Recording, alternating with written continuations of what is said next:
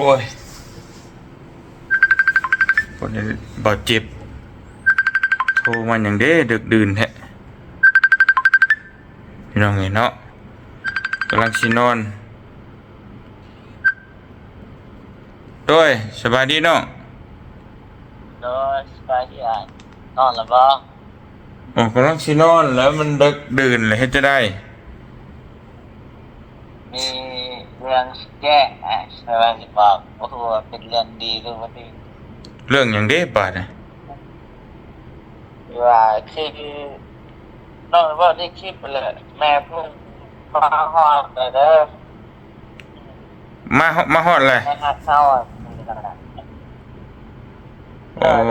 ฮอดลาวใต้เลยบ่มาแล้วตายแล้วโอ้โดยแม่โทรบอกเลยเฮ็ดอะไรฉันน้องคุยกับเพิ่นว่าจังได๋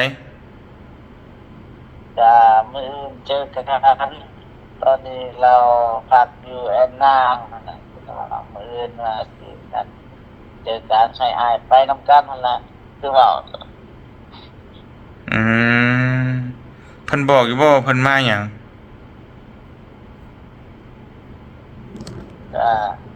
ยังยกเห็นว่าเรื่องมาคุยเรื่องรถเลยคุยกันแต่เพิ่นนัดไปคุยมื้ออื่นบ่ตัวโดยเพราะว่ามื้อนี้ก็มื้อแม่ค่ำแล้วเด้อเจอกันแต่ให้โอ้เอาตรงมาหานะ เออโอเคท่านจะสินอนก่อนเดี๋ยวจังว่ากันพักผ่อนซะนี่จะคิดหลายแล้วน้องก็ได้เฮ็ดจังได๋เด้อพากันนอนแล้วบ่หรือท่านได้นอนบ่ดึกแล้วนอนล่ะอืมโอเคพักผ่อนซะจังว่ากันนอนล่ะเออนอนนอนพี่น้องเอ้ยดึกดื่นว่าสินั่งสินอนเฮาพี่น้องเอ้ยเนาะมาอาบน้ำอาบในว่าสินอนได้พี่น้องเอ้ยพอดีว่าเจ็บส่งมาบอกว่าซั่นพี่น้องเอ้ยเนาะว่าทั้งเมย์เพิ่นฮอดแล้วพี่น้องเอ้ยสร้างว่าแทบบาทนี่มาฮอดแล้วว่าซั่นพี่น้องเอ้ยจวดจ้าดเลยเนาะบ่เตียงก็บ่คิดว่าเพิ่นสิจวดปานนี้ได้เอาเลยมันคือหมุนมาสินี่เด้อพี่น้องเด้อสิมืดๆแน่นิดนึงนั่งอยู่ห้องพักห้องเช่าคือเก่าหั่นแหละมื้อนี้พี่น้องเอ้ยกราบทักทายสบายดีพ่อแม่พี่น้องเบิดสุขุทุกคนนะพี่น้องเนาะบ่ว่าสิอยู่ในและก็ต่างประเทศก็ยินดีต้อนรับเข้าสู่ช่องบ่าวเตียงทองบ้านนาคือเก่าพี่น้องเอ้ยมื้อนี้ก็มีข่าวด่วนจักหน่อยเนาะสิได้มาแจ้งพ่อแม่พี่น้อง FC เบิดสุขุทุกคนพี่น้องเอ้ยโอ้ยเนาะบ่าวเตียงก็บ่อยากนำเสนอปานใดนะเรื่องราวแบบนี้นะพี่น้องเอ้ยเนาะ แต่ว่าเฮาก็ต้องได้เว้าเพราะว่าหยังเพราะว่าน่ะเรื่องที่มันเกิดขึ้นก็อยู่ในทีมงานคือบ่าวเจ็บก็คือเป็นทีมงานรุ่นน้องบ่าวเตียงเนาะที่เฮามาปั่นเพิ่นจนว่าให้เป็น YouTuber สายบุญอยู่ทางลาวใต้นี่แหละทั้งก็เอิ้นว่าทีมงานลาวใต้ก็ว่าได้เรื่องราวที่มันเกิดขึ้นก็อย่างที่พี่น้องได้รับได้ฮู้นํกันนั่นแหละพี่น้องเอ้ยเนาะอันนี้ก็หัวหยุ่งหัวยองนิดนึงหากอาบน้ำแล้วว่าสินอนได้พี่น้องเอ้ยบ่เจ็บส่งมาบอกเนาะพี่น้องเนาะว่าแม่เพิ่นมาฮอดลาวใต้แล้วว่าสั่นพี่น้องเอ้ยเนาะเดี๋ยวบ่เตียงสิเล่าเรื่องราวคร่าวๆจักหน่อยนึงพี่น้องเอ้ยเพื่อว่าพ่อแม่พี่น้อง FC ทั้งหลายบางคนที่ยังตามข่าวบ่ทันแล้วก็ยังบ่ทันได้ฮู้เนาะว่ามันเรื่องราวมันเกิดขึ้นจังใดเป็นแบบใดพี่น้องเอ้ยคือมีแม่คนหนึ่งเป็นคนไทยว่าซั่นซะก็เป็นแม่ฮักแม่แพงคือแม่ทั่วไปนี่แหละเนาะก็หลายแม่ตั้งแต่บ่เตียงเฮ็ด YouTube มานี่ก็หลายแม่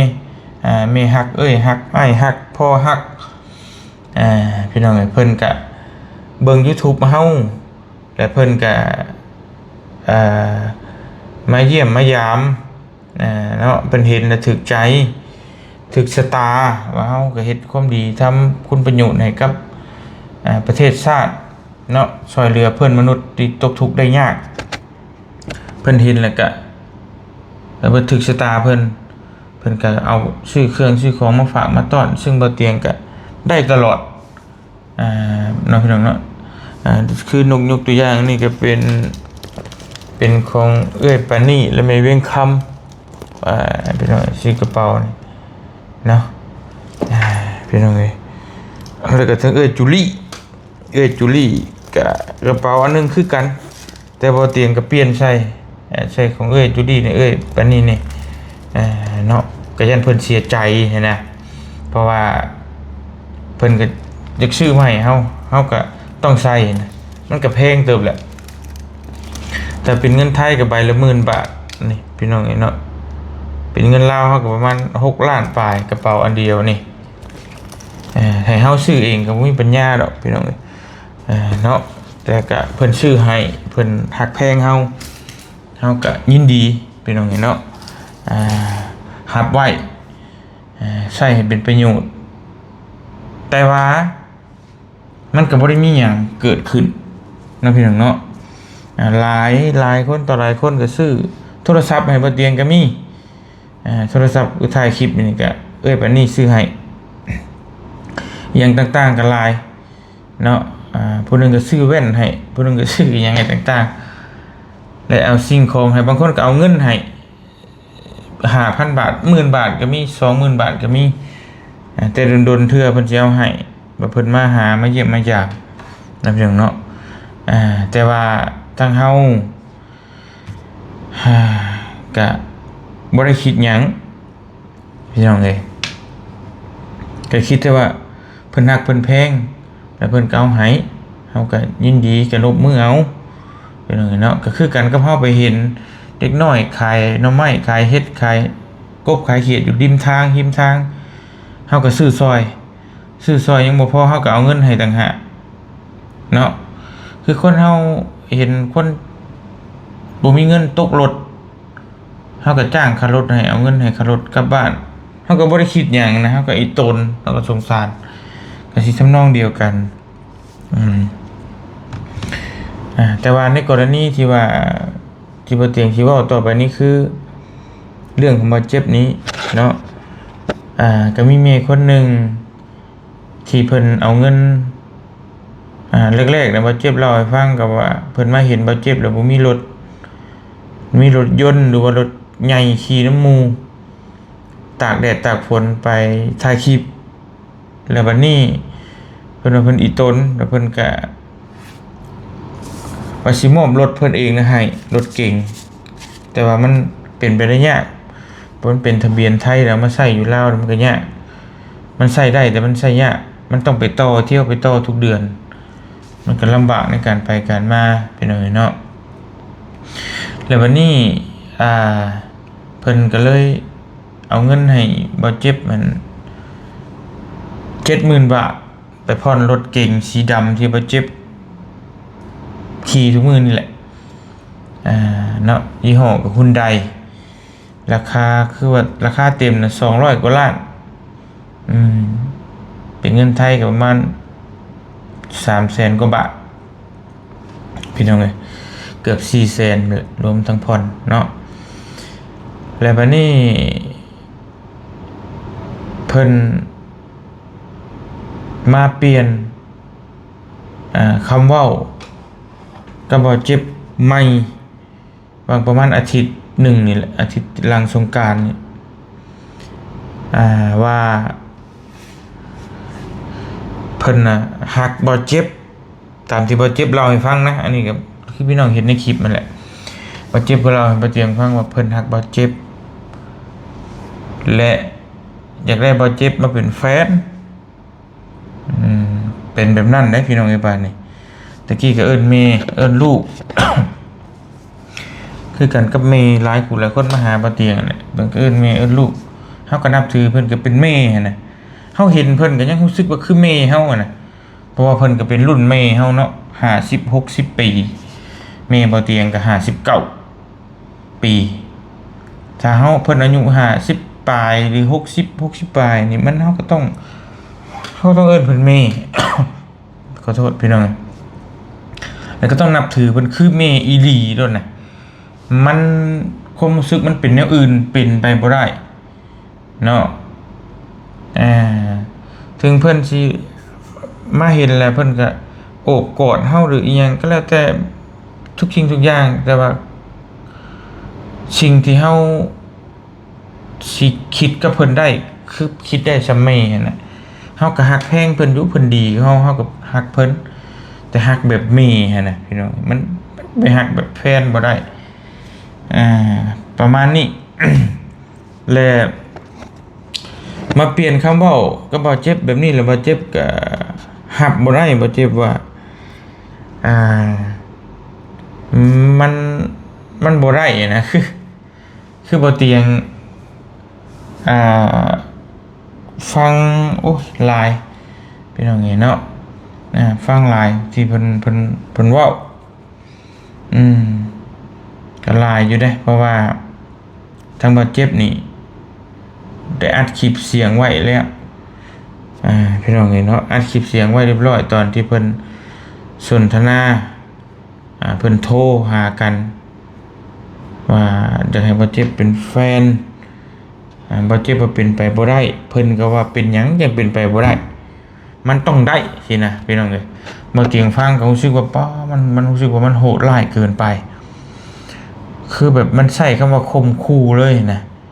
เป็นไงข่มขู่เลยแหละคือหลักฐานเฮามีตอนนี้แต่ว่าเฮาก็บ่จะเฮ็ดหยังหันนะถ้าเพิ่นบ่ยอมอีดีเราเพิ่นจะเอาเฮาถึงอันนั้นอีดีเราเฮาก็จังเอาหลักฐานตัวนั้นมาว่ากันเนาะมาคุยกับเจ้าหน้าที่ว่ามันออกแนวข่มขู่บ่นี่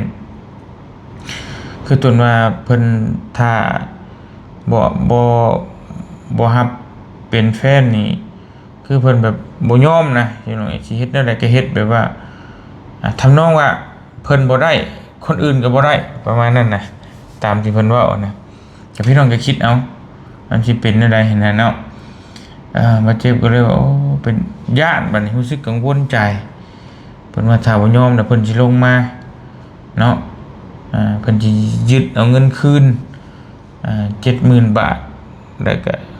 สิเอาเงินตัวของเพิ่นเอาให้นะก็เอาคืนทางบ่เจ็บก็บ่ได้คัดของหยังถ้าเพิ่นอยากได้ก็มันเงินน่ะมันอยู่ในรถเพิ่นก็ปรึกษาบ่เตียงและบ่เจ็บก็ได้พี่น้องเอ้ยเพราะว่าเห็นแล้วได้อ้ายบ่เตียงก็แนะนำว่าถ้าเพิ่นอยากได้อีหลีรอเพิ่นบ่ยอมก็จำเป็นให้เพิ่นขายรถแล้วเอาเงินเพิ่น 70,000 แล้วเงินที่เหลือได้เอาคืนมาเฮามาเพราะว่ามันมีเงินเมบ่เจ็บนั่นตื่มใช้อยากให้ลูกผ่อนรถน่ะ30 ล้าน เงินอ้ายน่ะ60 ล้านอ้าย2คนน่ะรวมกันตื่มให้น้อง60 ล้าน60 ล้านก็ประมาณ 90,000 เงินอ้ายเงินเมก็ประมาณ 40,000 ก็เป็นแสนกว่าบาทแล้วนะน้ำรถนั่นน่ะแล้วก็เฉพาะแต่เงินเมเพิ่นน่ะ 70,000พี่น้องเอ้ยแต่ว่าขายให้มันสิได้เท่าไหร่ก็บ่ฮู้เนาะแต่ว่าบ่เตียงคิดแบบนี้คือเฮาจักสิว่าจังได๋พี่น้องเอ้ยสำหรับบ่เตียงนี่คือบ่อยากได้ของไผแบบโดยที่มันบ่คักบ่แน่มันบ่งามหั่นน่ะคือบ่เตียงเองก็มีหลายคนบ่ได้ประมาทพ่อแม่เอื้อยฮักแม่ฮักส่งเงินมาให้ไปซื้อนั่นซื้อนี่นับตั้งแต่โทรศัพท์ถ่ายคลิปอีหยังต่างๆที่เพิ่นเอาให้เครื่องบ่ใช้แต่ว่าเพิ่นก็บ่เคยทวงบ่เคยหยังเอาให้แล้วก็เอาให้นะแต่เฮาก็ระลึกอยู่ในใจว่าบุญคุณของเพิ่นนี่คือเราเห็นกระเป๋าเฮาเนี่ยเฮาพายกระเป๋าก็ฮู้ว่าเป็นของไผซื้อให้เฮาก็ระลึกตลอดนี่บ่เตียงพายเฮ็ดบ่ติ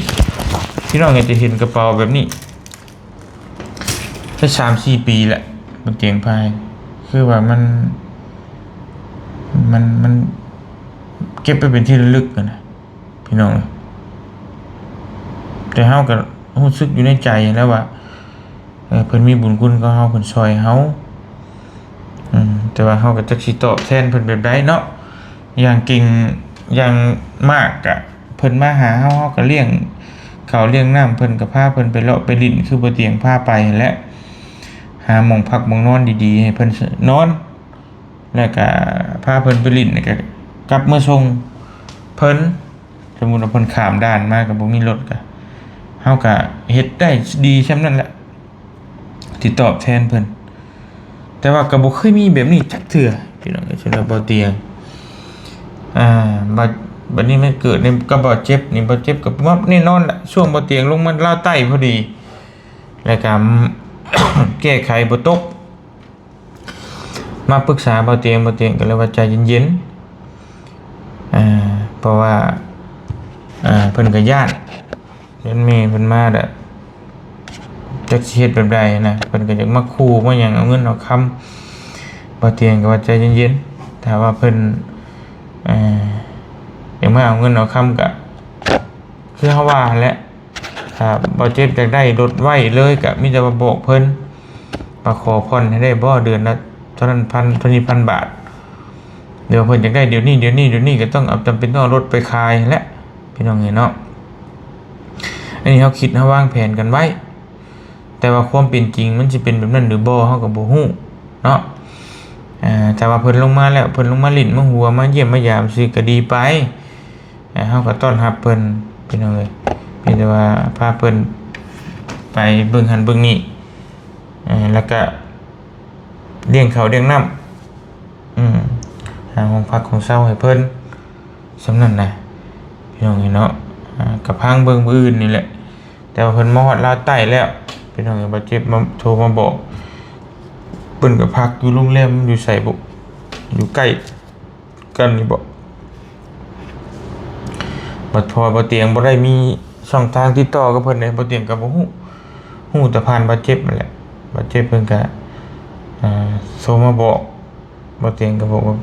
บอกเพิ่นใจเย็นๆบ่ต้องคิดหลายยันเพิ่นนอนบ่หลับยันเพิ่นเครียดนั่นแหละพี่น้องเนาะเฮาก็อีตนนะช่วงมีปัญหาก็ช่วยกันพี่น้องก็ฟังเบิ่งบื้ออื่นเด้อพี่น้องเอ้ยมื้ออื่นเดี๋ยวบ่เป็นจังได๋ก็บ่เตียงสิอัดคลิปถ่ายคลิปให้พี่ให้น้องเบิ่งเนาะว่าหน้าตาเพิ่นเป็นแบบใดเพิ่นชื่อเสียงเรียงนามว่าจังไดเพิ่นมามื้ออื่นนี่เพิ่นสิมาเอาเงินบ่เจ็บบ่หรือว่ามาเว้าแบบใดจังใดนี่เฮาก็บ่ฮู้ครั้งแรกนี่เพิ่นว่าเว้าก็บ่เจ็บว่าสิลงมาวันที่11เดือนนี้แหละแต่เพิ่นพาวลงมาก่อนนี่เฮาก็บ่เจ็บก็บ่สบายใจนะก็ช่วงสิเร่งด่วนแล้วก็เพิ่นก็เลยคิดหลายบ่เตียงก็เลยบอกเพิ่นว่าอย่าคิดหลายพังเบิ่งก่อนทางเฮาก็บ่เฝ้าแบบใจร้อนไปก่อนใจเย็นๆเฮาว่าพี่น้องเนาะเพราะว่าเฮาบ่ได้ไปลักเฮาบ่ได้ไปขโมยเฮาบ่ได้ไปหยังน่ะของเพิ่นน่ะเฮาบ่ได้ไปขอนะบ่เจ็บก็ยังว่าบ่ได้เคยขอซับพี่น้องเอ้ยก็มีแต่เพิ่นยื่นข้อเสนอให้เองว่าอยากซื้อรถให้แล้วก็เอาเงินให้เองเฮาก็รับไว้แหละ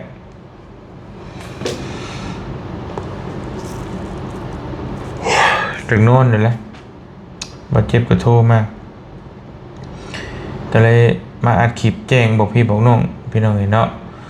ก็มื้อนี้ก็ด่วนเติบมาฟังเบิ่งนำกันผู้อื่นว่าเพิ่นสิว่าแนวใดพี่น้องเอ้ยบ่เตียงก็อยากฮู้คือกันเพิ่นหน้าตาแบบใดก็เห็นคร่าวๆแล้วล่ะในคลิปเพิ่นเคยมาครั้งนึงแล้วแต่บ่เตียงบ่ได้อยู่ตอนนั้นเนาะFC หลายคนก็จะพอฮู้คร่าวๆแล้วแหละว่าเพิ่นเป็นไผพี่น้องเอ้ยแต่ว่าบ่เตียงยังบ่เห็นแต่ในคลิปซึ่งหลายคนก็บางคนบ่ฮู้ก็ว่าตีไปเป็นมาทีมงานแม่พิมพ์แม่ลิ้นแม่ติวแม่อันนั้นกันไปแต่บ่แม่น จึงทีมงานเมย์เพิ่นมานี่เบาเตียงเป็นคนพามาเบาเตียงรู้จักดีเมพิมพ์พี่พิมพ์เมเพนเบาเตียงไปส่งฮอดบ้านอยู่ร้อยเอ็ดพุ่นเป็นจังไงเนาะเมเพนเมพิมพ์เบาเตียงก็ไปส่งฮอดคิวรถขอนแก่นพี่น้องซึ่งบ่แม่น บ่แม่นทีมงานเมย์เพิ่นซึ่งตอนเมย์เพิ่นมานี่มา2คนแล้วก็บ่เตียงก็บ่ได้อยู่เนาะบ่เตียงก็บ่เคยเห็นตัวจริงก็สิพังเบิ่งนำกันมื้ออื่นเพิ่นอาจจะมาดีก็ได้เฮาก็บ่ฮู้เนาะแต่เฮาก็ต้องทำใจไว้ก่อนนะก็ต้องวางแผนกันไว้ว่าสิเอาแบบใดสิเฮ็ดแนวใดครับเพิ่นมาทวงเงินเอาอีหลีนะก็บ่เจ็บก็ปรึกษาบ่เตียงนั่นแหละก็บ่เตียงก็พี่น้องก็มีแต่ว่าใจเย็นๆนั่นแหละดีที่สุดแล้วพังเบิ่งเพิ่นว่าได้ไหนก็จังว่ากันพี่น้องเนาะมีแต่ไปรับไปนอนก่อนมื้ออื่นน่ะจังว่ากันพี่น้องเอ้ยมื้อนี้ก็หวยออกนะตรวจหวยก่อนเนาะบ่เตียงออกเลขรถบ่เตียงอีกเด้อว่าซั่นโอ้ยพี่น้องเอ้ยอีหยังคือออกลูกออกดันแท้รถบ่เตียงนี่เป็นเท่าไหร่เนาะ77ว่าซั่นหวยไทยตรวจหวยพี่น้องเอ้ยตรวจหวยวันที่2โอ้แม่นลีพี่น้องเนาะ77 536077บ่ถือจักอย่าง536077ไม่ถูกรางวัลค่ะมาเตียงไปซื้อไทย88เนี่ยไป77เฮ้ยเนาะ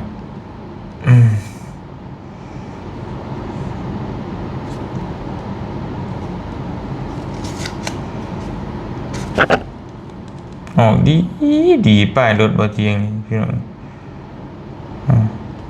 หลายคนก็ถือน้ำลายเติบเลยไม่ถูกรางวัล2 ใบบ่ถือเลยนะพี่น้องเนาะมีแต่ว่าเตียงขอตัวไปรับไปนอนก่อนพักผ่อนอยู่ดีมีแฮงเดี๋ยวตื่นมารุ่นมาเบิ่งนำกันว่าเพิ่นสิหน้าตาแบบใดคนจังหวัดใดไปเบิ่งนำกันพี่น้องก็สิรับวันนี้ไปนอนก่อนสบายดีเด้อพี่น้องเด้อบ๊ายบาย